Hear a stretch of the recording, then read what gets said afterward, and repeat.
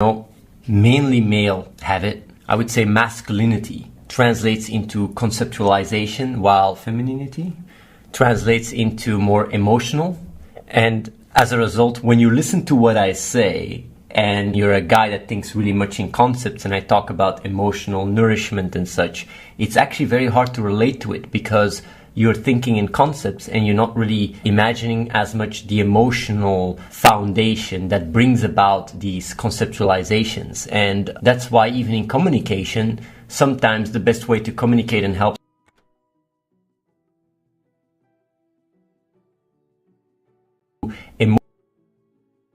mainly guys would look at it from an emotional understanding point of view, but rather from a conceptual understanding point of view. And that's why there is so much miscommunication between genders, and why women feel they're not being understood by men, and why men feel like women cannot understand them. And the reason why that is because you have this masculinity which brings about conceptualization, analyze, hunter-gatherer kind of mindset where you really structure and analyze everything, while on the other hand you have this emotional, more feminine way of nourishing the family and nourishing, you know, social bonds and understanding the feelings that bring about this other side of the coin. And both are required for a society to function properly. And what I did was, even though what I said was really all very correct, like I even talked about self-love, I talked about self-confidence,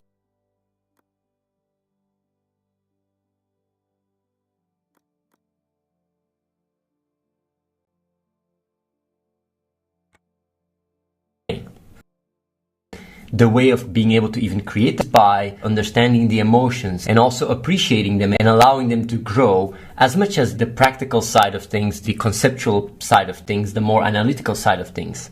It's actually quite fascinating because I've been thinking about it, whether you're more masculine or more feminine. It's defined by hormones. It's defined by testosterone or estrogen. So you have hormones that define also quite some behavioral patterns. But what's really fascinating about that is that there is a synergy between the hormones and the way you just nourish. And either way, you have the biological thing and you have the environment. And basically, if you grow up with a strong masculine father and a very feminine mother, you learn how to have both sides, and your hormone levels have this synergy with your environment and such. And it's all things that, you know, there's quite a lot of research about it, but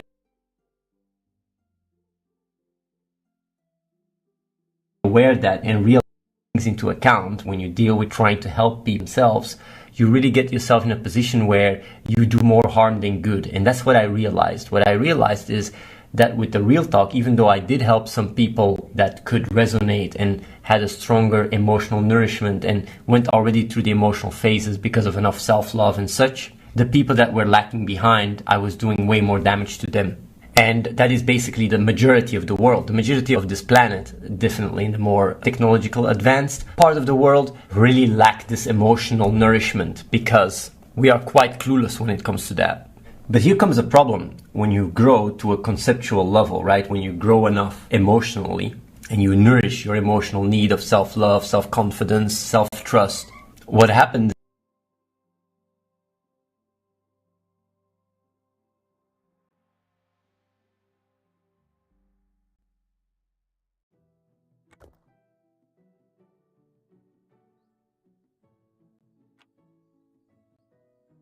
is satisfied and use your conceptual thinking and cognitive and such to understand the world. But the problem is, if you're emotionally not fully developed and fully nourished, you can very easily be stuck in that. And then when someone comes to you with concepts or with their more developed awareness or whatever, and he doesn't understand or she doesn't understand the need for love that you need, you can really create traumatized people where you really come into this cycle where you constantly judge yourself because you think you're not good enough. That's why I had constantly this ping-pong duality throughout my live stream, because I knew for certain people what I was saying was actually working miracles, where people really understood what I was saying and such. And then you had other people that were just constantly trapped inside this loop where I see like, where is all this negativity coming from? Why are they hating? Why is this? Why that? And that's why I realized like emotion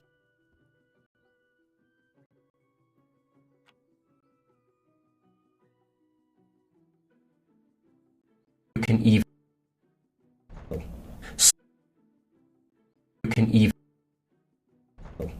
So, okay, that's really nice. Like, but it's important for both Because I know there's certain people watching the stream that have already gotten enough self-love and don't even understand how that's a big deal.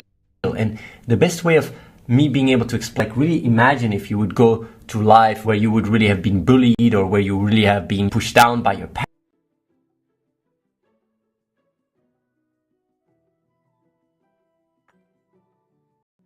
How we manage to evolve. There is, of course, when it comes down to understanding, we don't get to assume these things are there when they're actually components. It's not because all of us can just take the CPU for granted. You to understand all components that makes a fulfilled person, a fulfilled being, and you cannot use your awareness to impose your way of looking at people with a different awareness, because that is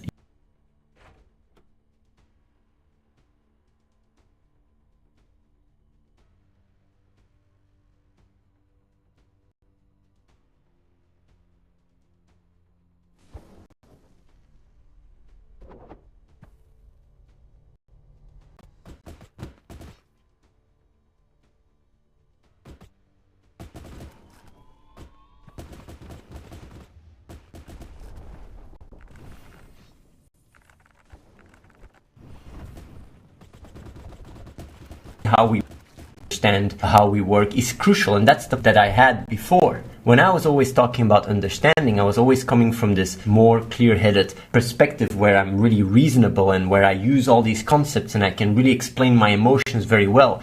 But what I was taking out of the equation was that for being understood, you also need to feel understood. And feeling understood is an emotional process more than a conceptual one. So me saying these things in a certain context won't help as much as, for example, me actually being there for you and truly listening to you and really understanding you and really like making you understand that there is nothing wrong with you and really make you understand that it is fine to be where you are. It's fine to make mistakes, because that's also something that I realized quite a bit. My mother always gave me the room to fuck up.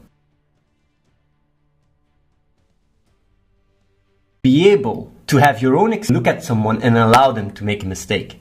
Because what I would do is like, yeah, but why would I want that person to make a mistake? If I can avoid that person to make a mistake, I want him to avoid it. But the thing is, if you're still in the experience phase of your life where you're emotionally being nourished and you don't understand so much conceptualizations and stuff when you're still a child, then making mistakes can help you grow. Of course, you can still like, what if the mistakes go at the cost of other people? That's when you need to find certain ways to overcome the damage and to avoid that from happening. But when it just comes to living your life and making mistakes, allowing people to make mistakes, or children to make mistakes more so, gives them so much room to grow. Because that's really like, when I went through life and when I look back, I always had this freedom to express myself, to try out stuff. And our parents, if my mother would be much more protective and control freak basically, then every single mistake that I would make, she would really blame me, make me judge myself, and literally cut away all my inner confidence, all this inner passion of understanding the world. She would cut it away and make me literally complete slave for her validation or for her acknowledgement, which really blocks away completely my creativity and my ability to actualize myself. So the ability to just understand that really allows you to be a better parent, to be a better mother, to be a better father, to be a better friend. And that's why I'm explaining this from both sides, because I know that you have this duality where when you come about things more conceptually, you don't really understand why people have to go through mistakes, why they have to experience it. I never really understood that. I sometimes look at repeat the same mistakes as in the past. It makes sense. But it's because I'm emotionally nourished. If you're emotionally not nourished, you have to go through the experience. And then the best way of going about it is in a way where you're not a kid that grows up with guns. You go through that emotional nourished process when you're younger, and if you're older, you get in an environment or you get people around you that can nourish you properly, that can understand you properly in a way that you're fine with making mistakes. And don't judge yourself or don't beat yourself up over it, because it only does more harm than good. And I know that if I would have this conversation with myself, because that's really what I like to do, if I would have this conversation with myself, I would say like, but Athene, what are you talking about? It makes no sense, because if people do more damage with their behavior, then you need some structure, you need conceptualized framework from happening. But the thing is though, if I did my own previous self, I would say like, yeah, but that's how you do overcome more damage. Because if you try to control and really manipulate people or push them in a certain direction, you're not solving the cause, you're only treating the symptoms in a way that is not long-term scalable. And that's the problem. And then I would say, like my older self, I would say like, yeah, but that's easy to say. I have saved all these lives and stuff. And if I wouldn't have had this approach, then I wouldn't have had the impact that I had. And then if I would talk, I would say like, yeah, that's not fully accurate, because if you would be able to find a way to turn people into these nourished people that can grow and actualize themselves, then rather than just you having to look at your achievements, you would actually make a ripple effect where you having to look at your achievements, you would actually make a ripple effect where other people are creative. But then what I would say is like, yeah, but if that is the case, you're giving people too much credit. You're assuming that when you give people the ability to make mistakes and to actually just be who they are, that they won't take advantage. I mean, we live in a time where freedom and the ability to be who you are is more praised than anything. And yet still we live in a shithole. But then what I would say is like, yeah, but that's because it from a conceptual perspective, and you miss out the fundamental foundation of what brings about a stable person, which is the emotional framework. If a person is emotionally not nourished, then obviously he won't be able to grow and have this clear-headed and focus that you have, and you're taking that for granted. Like when you grew up and when you had all this love from your parents, you assume that this is a prerequisite for everyone and everybody has it, but that's not true. So then what I would say to myself is like, yeah, but that doesn't stop the damage that these people are causing, and you have to do something about that. The reality setting shows that you have to make sure that you stop the damage, and at the end of the day, reality overrides emotions anyway. You can say all these things, you can talk about emotional nourishment or whatever, but reality at the end of the day, if you don't have food, you starve. But then if I would have to answer that question, I would say like, yeah, but your ability to be and to do what you do is only because of the emotional nourishment you've had. And if you wouldn't have had it yourself, you would have been part of this problem that you're now trying to combat. So being able to actually truly help people to grow emotionally is fundamental to even your way of going about life. But then what I would say, my older version, I would say like, yeah, but and sometimes you have to just look at reality, accept, okay, these people might be broken.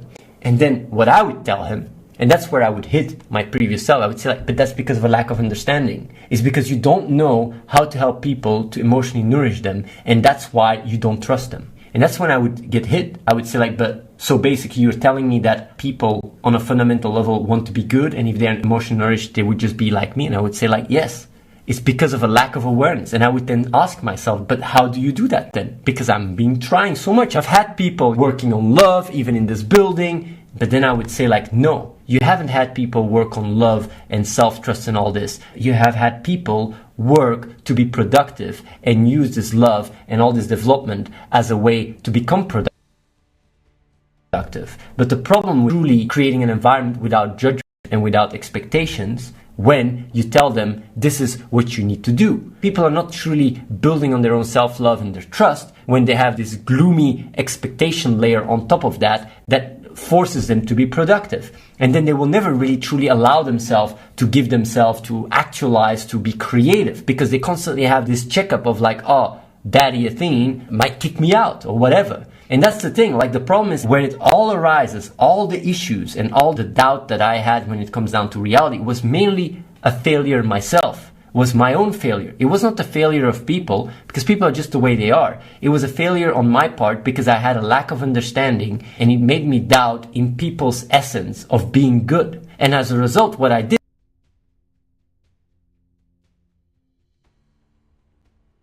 I thought it was just a result of me being inside my head. I have a low awareness. Does a child choose to be evil? I would say, of course not. Well, imagine these children staying children as they grow up. But I say like, but they develop an advanced, more rational part of the brain. That doesn't add up, right? But then I would say like, but their emotional part is behind. So of course they will just use their reason to find what they lack emotionally. They will never get fully, truly developed. And that's the thing, like being able to emotionally nourish people allows them to grow from within, to get to a point where they become more clear-headed and clear-minded, and then change and doing good comes naturally. And that's really something that I didn't realize because I didn't know how to do it. And this is fascinating part, If you grow in awareness and you grow into understanding things, and emotionally you're more and more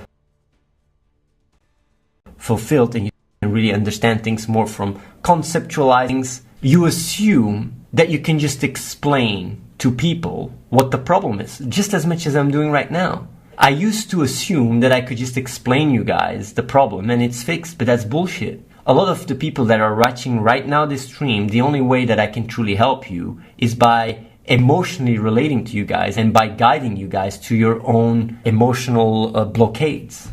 And it's only then that you can actualize yourself. Of course, I can give some tips where you can really follow the emotion and try to understand where it comes from by just experiencing it more and more, and really not judge yourself and don't have expectations and accept yourself for who you are, love yourself, accept you for even the mistakes. But that requires you to really follow the emotions and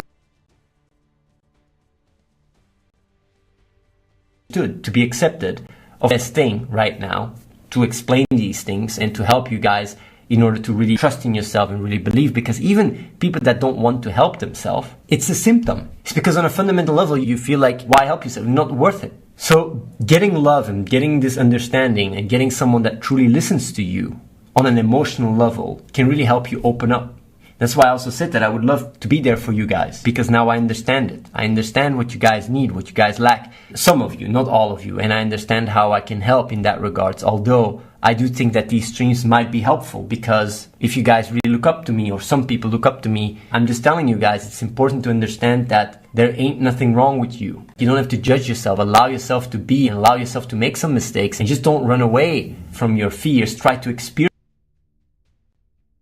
them, go at yourself. Because even in my language, when I say don't run away, maybe when you then play games you go like, oh, I'm running away, I'm bad. No, just experience the emotion, go try to find it out where it comes from, and by experiencing them you can overcome so much. That's what I realized. And once that is done, and when you become more conceptually oriented and focused, not only will action come automatically, but also a lot of the insights that I talk about, you will just come up with it themselves.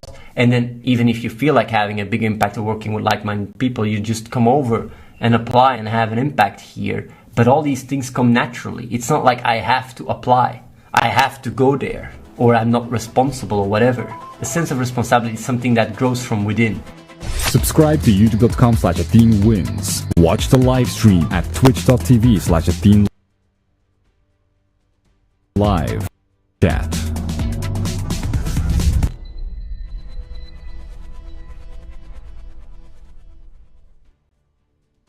The Athene Real Talk podcast explores controversial ideas to stimulate debate and active thinking. These ideas do not always reflect Athene's personal views. Welcome to the Athene Real Talk podcast. He has been called the best gamer in the world, hands down. World famous gamer and philanthropist Athene. Gaming for Good, it's called, has raised more than $20 million.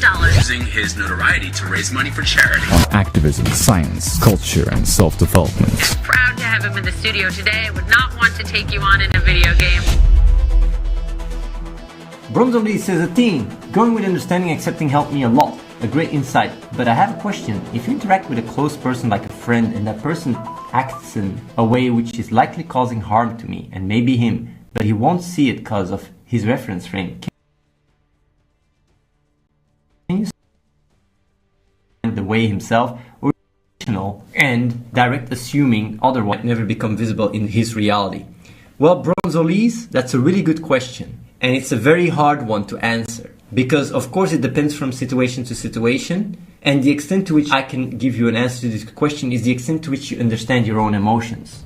Because if you go about life and you start understanding yourself and you give it a try, by making it come true to your actions and your behavior, people will even wonder how you went through this change.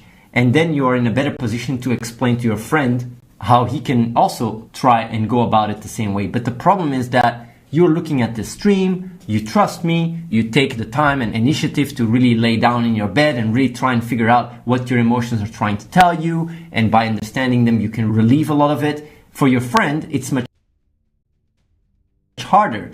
And what is cognitive empathy? It's basically putting yourself in his shoes, trying to understand why he does what he does. The problem, though, is that cognitive empathy gets broken when the person is a threat to you. Because when he's a threat to you, you have to protect yourself, and cognitive empathy requires you to lower your defenses and be truly in his world. So I understand that if the situation is one where he really harms you, the best way you can go about it is like you would tell a child in a respectful manner that you really care for him and you really want the best for him, but that certain of his behavior is not okay and that it harms you. You can really say that in a very respectful manner. If he doesn't listen or if he gets angry or whatever, you can just, with really kindness and authority and integrity, explain it again. And if the person is in a position where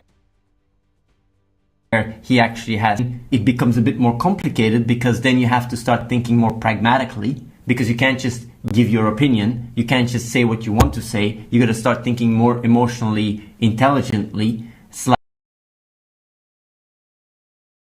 If he would go to his slave owner and talk about integrity and say, if he has control over you, then you can first wonder, how can you become independent? And becoming financially independent really allows you to be more free. That's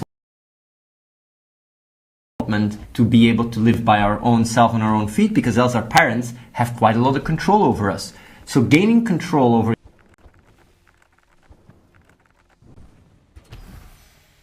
maybe that's the reason. So I'll always try to find how you can change the equation to a position, act upon that, because when it's not in your control, you can feel desperate, you can feel anxiety, you can feel fear. But when you find the control in yourself, for example, like, I'm gonna become financially independent, find a job, resolve it even without having to confront. And that's why I thought this explanation might help. Always try to see how you become, if there's obstacles or if there's things that allow you to not believe you can do it, understand it. And by doing so, you can maybe undo it, because a lot of people might think, but I can't take care of myself, or I feel worthless. Go deeper, figure it out. Have an impact. You can take care of great. Nico says, Athena, I get what you say about understanding where people come from and the sense of peace you feel where you understand that people aren't bad based on the stuff they say or do, but scared hurting. But I find it takes a lot of focus from me to maintain that perspective. It is not like this for you. Did you just frame of mind effortlessly since? It comes with time, man. Like, really blaming people just doesn't help anyone. It doesn't help you. It doesn't help. And of course, sometimes you have to protect yourself. Sometimes you have to, people's really negative influence. But at the same time, you don't have bad within you and go like, oh, this guy or this. You don't process it with hate. You just end it and you see it for what it is. That's what I try to do all the time. No matter what someone did to me, even in the past, backstabbed me like crazy, I don't look back with hate or anger or whatever. I just think, what can I do to help, And this just works way better. Whenever I say it's important to understand why you do what you do, a better explanation is whenever you take an action, to understand that it's emotionally driven. And by understanding the emotion, you can learn more about what drives you. And then you can say, yeah, but you say what drives you is understanding or logic. But the thing is, though, understanding does drive me is on a fundamental level, I completely trust it. So emotionally, I basically completely have given myself to understanding, to put it that way. And also something that I've been saying a lot on the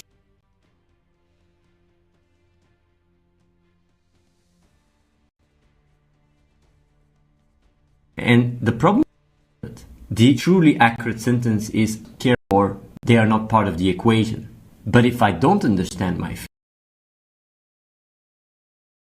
way, example, if I have stomach pain because I didn't eat, or I skipped a meal, or I ate while I was late, feeling that pain. But on the other hand, if I have stomach pain and I don't know what it is, cancer or whatever, then I do care. So the moment I understand the emotion or accept it, and the reason why I say I don't care about my feelings is understand them, you can either act or you can accept for what they are.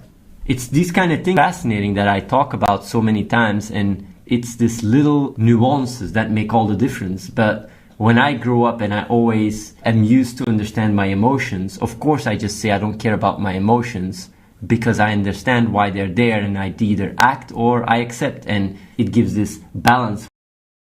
Very much in my world and the way I live, emotions are merely a tool, and when they bring value to the table, I follow up with them. And if they don't bring value to the table, then I don't follow up with them. But it's my understanding of my emotions that brings about my course of action, because just acting emotionally without knowing what my emotions are, without understanding them, is very unreliable. It's something I really experience, and it's something that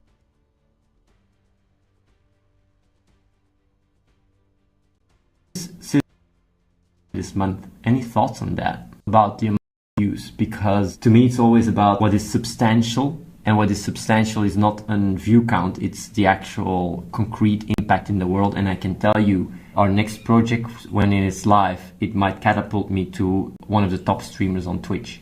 Might, not saying it will. And then everybody's you were the back, Athene is back, man, you showed them, man, you're the best dev, man, best game dev I've ever seen, man, you're so good, oh my god, I want to be your friend now.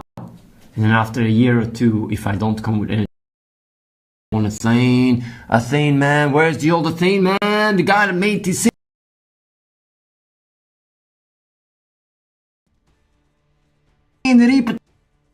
Where you lost your mojo, Athene.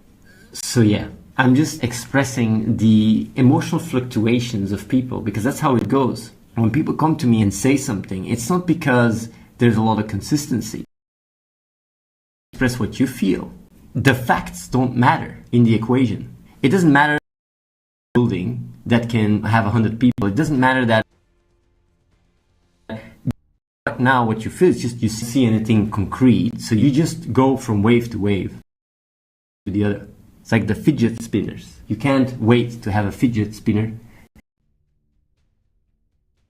being pushed around, controlling you, which are by media. So when people have an opinion,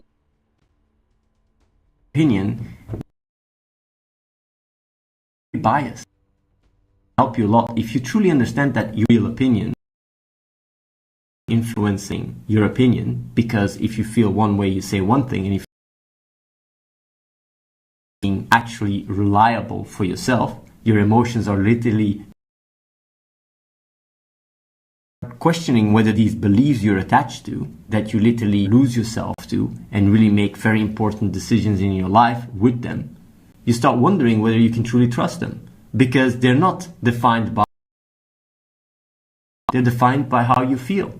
And the problem with that is that it just brings about a life that is a lot less fulfilling, and can really make you make very big mistakes. A credit to buy a car, or decisions that can truly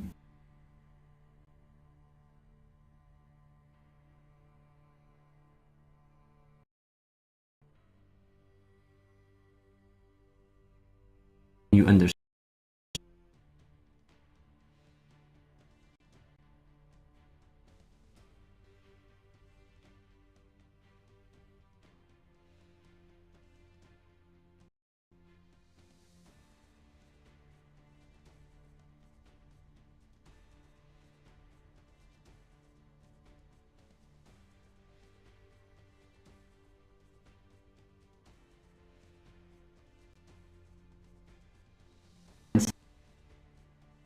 And I'll be really honest, doesn't grapple the problem, but neither is what you're doing right now, which is talking in the chat. Like, if you want to be part of the solution, then you try to see what you can do and you take action. You don't just stay on the sideline criticizing it.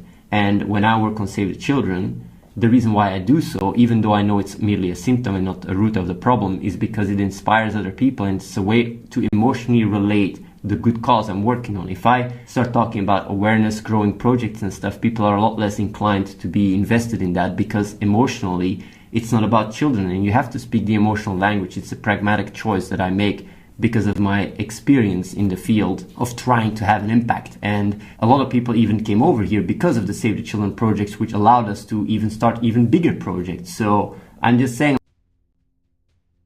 like, the reason not only towards the world, but also towards the projects that is obviously doing good is not because you have these strong rationalizations that you've thought about and that's your conclusion, but it's because there's an underlying reason where you really feel very, very dark within you, and that expresses itself in these opinions. And that's why I say feeling your emotion, feeling this dark place and following it and really trying to understand it can come with answers that will greatly benefit you, more so than the rhetorical answers I can give you based on the arguments you're making. Because even this conversation is not the problem, it is what is underlying it. And for you, it is your emotional state. And thinking about it can greatly help you. Chris Bendix says, the inner noise is so loud for me that I'm deaf by now. Chris Bendix, let me tell you something. I'm going to give you something really nice. All these emotions, right, that is not even you. You're the one that is observing them. It's something that really allows you to be in the present. When you understand that you are not your thoughts and you're not your mind, you're just merely the stream of consciousness. And these thoughts and these emotions, you can take energy to try and understand it and really look at it from a distance. I'm telling you, step by step, you can turn down one of the parts that causes the noise. Because the noise is a cacophony of many different things. And people that are in very complicated situations and stuff from all these different directions. But I'm telling you, if you focus on one specific thing and you understand it, you feel it, you can resolve it, and then another one, and then another one. And by doing so, you can really lower the noise and become more at peace. But of course, knowing that you are not these thoughts and that you're not these emotions and that these thoughts and emotions are not the bad guys. They're just merely there trying something. And by understanding it, you can resolve your emotions. I'm telling you, you won't have to live in this life of noise, as you can make one after another more and more quiet. I'm going to talk about a very big problem. It's really a big problem in society. Basically, the problem of wanting to be right. And what it basically is like when you have a